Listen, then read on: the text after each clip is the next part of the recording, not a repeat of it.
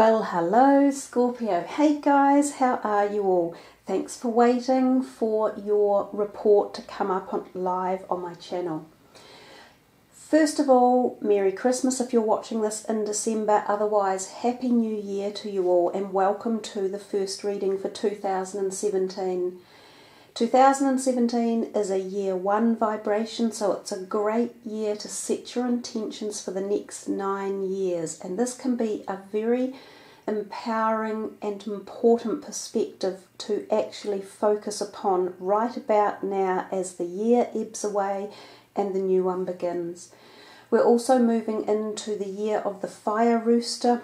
Roosters are diligent and hard-working, quite cocky and opinionated, and fairly determined. So it's set to be a year that bodes those type of energies as well. We're using the Morgan Greer deck as we have in front of you. 4 cards, roughly one for each week of the month, and then an overall energy card as well. At the end we will have a higher vibrational card. So Scorpio, let's shuffle for you and see what's in store. I'm having a little bit of problem shuffling today because I got quite a nasty cut on my finger.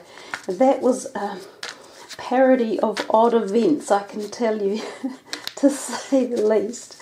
So my shuffling hand is not too good, but it doesn't matter because everything is as it is meant to be. So here we are, Scorpio. So Scorpio, we'll continue with the shuffling and see what comes up for you guys for January 2017.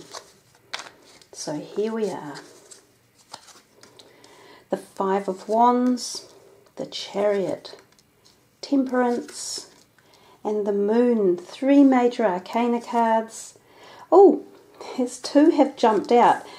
4 major arcana cards and an extra jumper that wants to be in your reading, so we will utilize that as well because in fact it's a very beneficial, prosperous card. So you've got 1 Wands card on the left and then this whole big configuration going on. It seems to me for you guys as you run into 2017, for a lot of you it will be a year that you head in new directions as if the universe is just propelling change in your life. So there's something about the fact that often when so many major arcana cards turn up, it's almost as if you aren't necessarily in control, but these events are turning up in your life and you're sort of left flabbergasted going, wow, how did this happen or how did this get here? One way or another you do make decisions and you do make steps as you move forward, often in very new directions. Let's start with that 5 of Wands on the left hand side as you march into the very beginning of January. It's usually known as a card that portends rivalry. So rivalry can be around in quite a few different ways, but because it's a Wands card, it is often associated with our creative forces and therefore sometimes our career forces as well.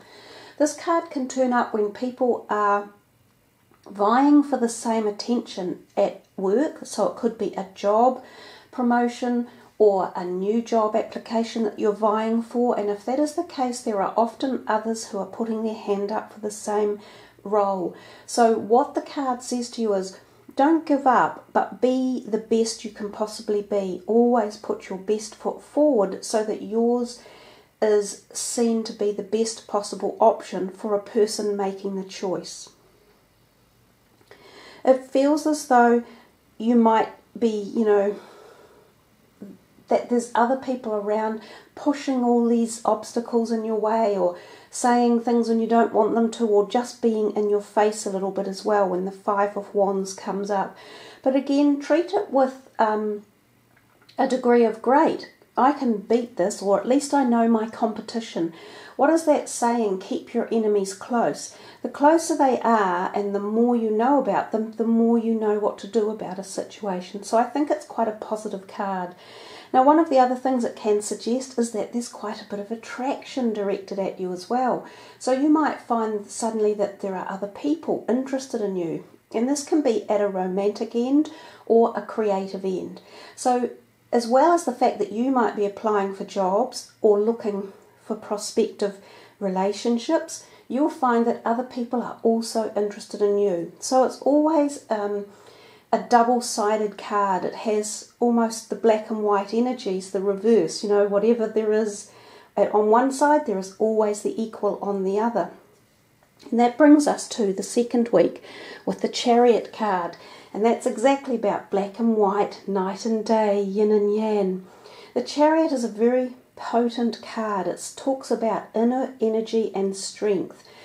It shows us that the man driving the chariot has great power and prowess. So this card is often turns up when you are exactly in that state, that you have strength, you have charisma, you're a driving force both in your emotional, physical, metaphysical and spiritual realms. So it's a card of positive energy.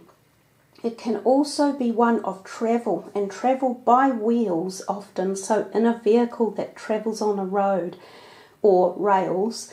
Some of you may be doing a trip that relates to holiday or pleasure, or others of you may be doing a trip for work or thinking of going to a new area to live, so it will require you to drive there, perhaps interstate or something like that, and this could be for a new career path.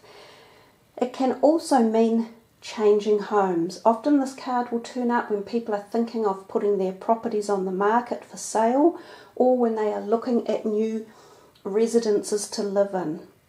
The other thing it can suggest is that you could be thinking of buying a new car, or there are a few issues that crop up around your car.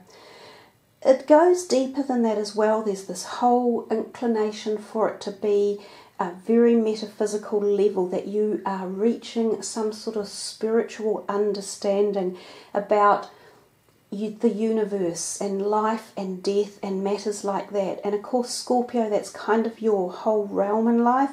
It's what you're actually very good at, and you have this innate ability to connect. Given that you have so many of these other major arcana cards that are kind of hovering over the perspective of religious feelings or spiritual feelings as well, I think that that's where it's kind of boding. So that's kind of all for the Chariot at the moment. But that brings us to the third card, which is roughly the third week into January. And we see the Temperance there. The angel who's balancing herself. It's a bit of an androgynous figure on the land with one foot in the water. Also pouring some sort of liquid from the chalices. So this requires a degree of dexterity and balance. So the card is often about bringing balance into situations or circumstances or events, or especially emotions and relationships. It talks to us a lot about being calm and weighing things up. That's the kind of the literal thoughts you can take from that card. There's also a degree of water in the reading or the card that suggests to us that having water in your life and around you at this point in time would be beneficial, balancing and calming and stimulating for you. Some of you may even spend time outdoors around nature, or in the big great outdoors around bodies of water such as lakes, oceans or rivers. Others of you may need to spend more time connected to the great outdoors and re-energize yourself one way or another. Because in particular, these three here are all suggesting nature and being outside. So Temperance tells us a little bit about dropping off any addictions or, behavioural tendencies that are not good for us. So balancing our hormones, our vitamins, our minerals and other perspectives in our bodies that help to keep things going well. Sleeping well, having good diets and having good exercise all go towards balancing out the greater good. We come to the fourth week and we see your third major arcana in a row, so that's why we think that January could be quite a strong month for you, and it seems to power up as the month goes on. The Moon card again speaks to us quite often about hormonal balances, especially for women, I think, as well, or for people getting a little bit older. But it can also portend to young teenagers coming into their puberty times and the emotional instability that that can bring, as well as the physical instability with the changes in the body. You know, I think of young teenage boys, how they grow so much, and it can be really difficult for them to adjust to all of those changes. So again, I'm getting quite firmly the message of sleep and relaxing and recharging your batteries. The full moon time in January may have something specific around it. You might feel either really energized and charged up, or you might feel drained around about that time. We have a couple of images here, this one also at the back of the angel's head, with reference to either the sun or the moon's rays, creating some sort of effect and possibly some sort of imbalance or instability around that time. So check yourself, keep a watch on things. Give yourself a bit of love and nurturing if you're feeling jaded or tired. The other thing about the moon is it does sort of bode watery energies. That's either a Cancer type energy or the Scorpion, such as yourselves. So there could be 3 people involved in a situation as well. Sometimes these are events that occur at night or hidden agenda things under the table. So if any of you are doing dealings that you think are a little bit unscrupulous or perhaps shady, you want to think twice and be very, very careful. This is the time when the moon is out that those sort of dealings can go wrong. So it would pay to curb it, or if you are buying something or uplifting negotiations with people around this time, make sure they're not shady, because often these there can be just people around you when these cards turn up that they're not behaving in the best manner, and that they can have, I guess you could say, criminal perspectives or attitudes around them. Watch things that you sign, any documentation for legal things such as a purchasing of new property, whether it be homes or cars, or signing up for trips overseas or investments. So be very careful around about that time.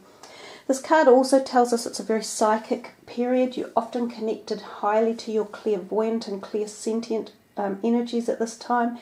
You can have very psychic dreams and insights, so a lot of you might be more awakened to that, and Scorpios are very interconnected to that energy anyhow. We come down here to these overall cards. You have the Hierophant on the left.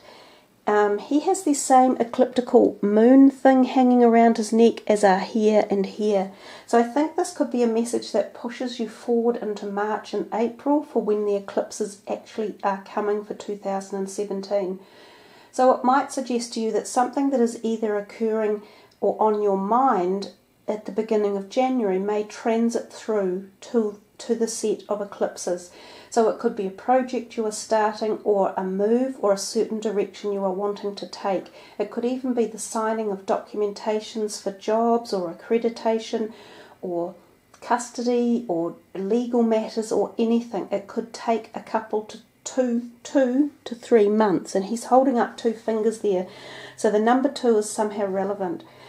The Hierophant does talk to us about abiding by the law and doing things legally and just. So the whole month would be suggesting to you guys, keep yourselves above board, keep all your matters clean and legal. And if you do that, they should flow quite smoothly.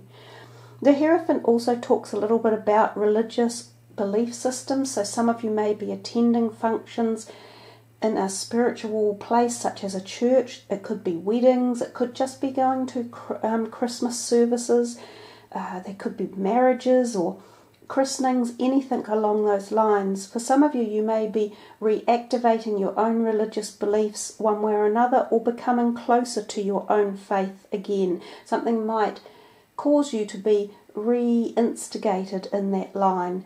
Also, the Hierophant can be a message to say that you are becoming more spiritual and you are opening to the power of your own knowledge and the connection to the universe. We see this other card that jumped up here, the 10 of Cups. It's a beautiful card. Look at it there. Harmony, happiness, and a rainbow. It talks about feeling satisfaction, protection, nurture, love, support. It's the type of energy that you get when there is trust and respect within relationships. And there seem to be two people in this card that are congratulating each other and saying well done on a series of time events that we've worked together well and brought about harmony, peace and balance. So it's a really wonderful card. The tens are about marking the end of cycles and moving into something new. So this could be a cycle that has to do with relationships for you, or connections to the heart chakra. So they could be close relationships such as romantic or sibling and family related relationships, but the card offers the feeling of happiness, support and success. So it's a wonderful card to have had turn up in your reading. So there you are, Scorpio. I think you've pulled a nice one out of the hat, and there's plenty going on, and there is plenty of talk about into the future yet with your reading.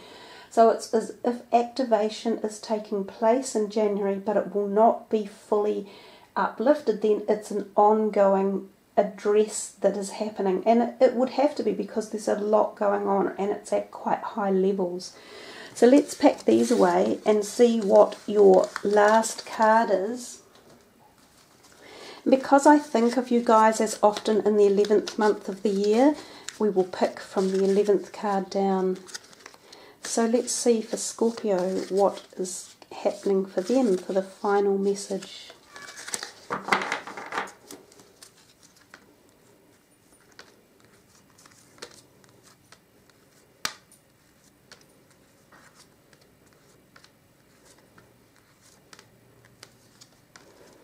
Family.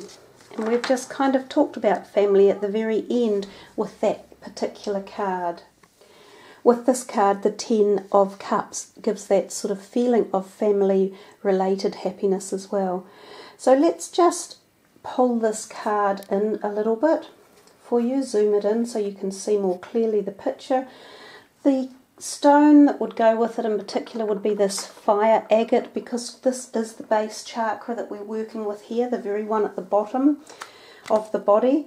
And it's about belonging, community, culture and tribe. So let's read the words for you out of the book. Cradled in the branches of a hillside tree, surrounded by the wild currents of life, is found a tiny spiral of protection, an interweaving of colour, texture, seasons and memory, a birthing place, a place of dreaming and discovery, a place of departure and returning. Within the warm centre of this woven sanctuary, framed by the feathers of parental love and presence, 2 fertilized eggs rise into being, bringing new life to the circle of family. And here's the message.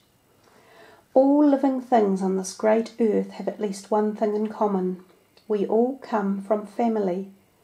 We have all been brought into the world by living beings before us, and many of us will bring new life into form while we are here.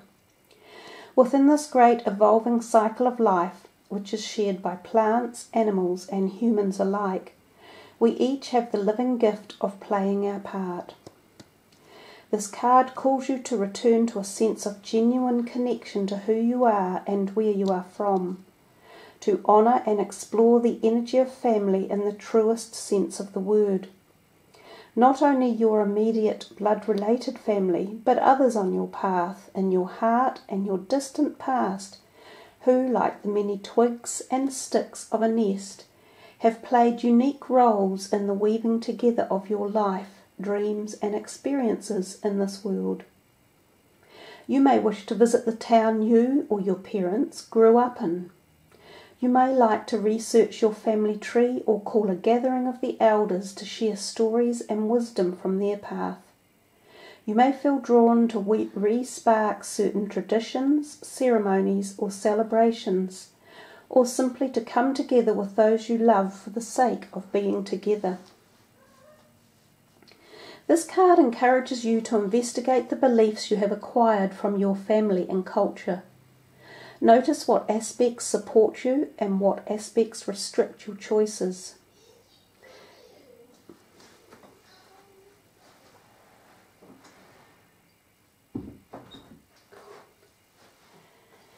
It could be time to reevaluate any restrictions, limitations, and expectations placed on you, or any belief systems you have inherited from your tribe, your parents, relatives, teachers, role models, or friends. Does it still serve you to maintain those beliefs and conform with those expectations? Now is also a good time to reignite your sense of reverence for family and community. Seek to reorganize and appreciate each individual, including yourself, as a vital spoke in the greater family wheel. Within the safe circle of family, we find both a sense of deep belonging and the freedom to be unique, to play our part in the whole simply by being ourselves. And I think again, Scorpio, that's quite a deep message, and it seems to me that it is also portraying more time in the future. The Hierophant card talks to us about reconnecting with religious perspectives or beliefs. So some of you may be going through this cycle in your own mind about whether it's appropriate for you or whether you wish to retrace your steps or reconnect one way or another. So again, the message is poignant, but I think it will take you further than just the month of January. So it's quite an extended sort of energetic vibration that we're getting here for your reading. As I said, the 4 major arcana cards were quite spiritually oriented, and that message is definitely coming through with this last card. So hey guys, thanks for tuning in, and I really appreciate your comments and that you like and subscribe to the channel. Wherever you are watching this from, I wish you all a wonderful January ahead. Enjoy the month. Wishing you all great times, much love, peace and light. Namaste.